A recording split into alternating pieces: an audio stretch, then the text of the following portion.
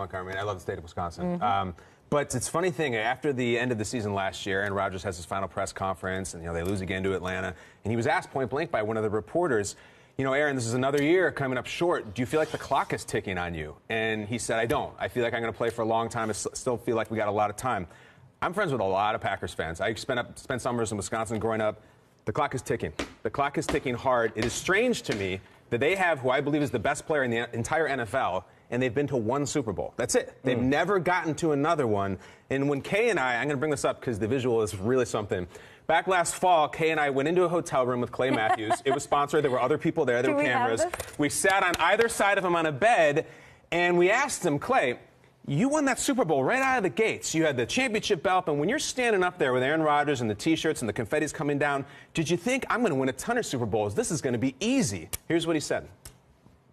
I thought that for sure. In fact, that's one of the downsides of winning a Super Bowl so early in my career is I really didn't appreciate the hard work that goes into it and how difficult it is. And now, several years removed from that Super Bowl and suffering a number of just terrible losses in the playoffs, you realize how terrible it is to lose and how difficult it is to get back there. So it's kind of a blessing and a curse, and I know that when and if we win another Super Bowl, I'm definitely going to appreciate it a lot more.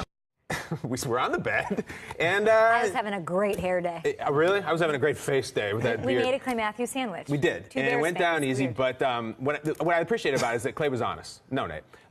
He was very honest. He said, yeah, I thought we were going to win a bunch of Super Bowls, and I think Packers fans did too. We got this awesome quarterback, these stars. We're just going to start ripping off championships. Haven't even been back since. And it reminds you of some of the greats in all fields who achieved success early. Robert De Niro, 1981, Raging Bull. Oscar, never won another one. Nick Cage, 95, leaving Las Vegas. Remember Nora Jones and Lauryn Hill? Lauryn Hill had so many trophies she couldn't even hold all those things. Nora Jones. Yes, Nora Jones. Come away with me, whatever.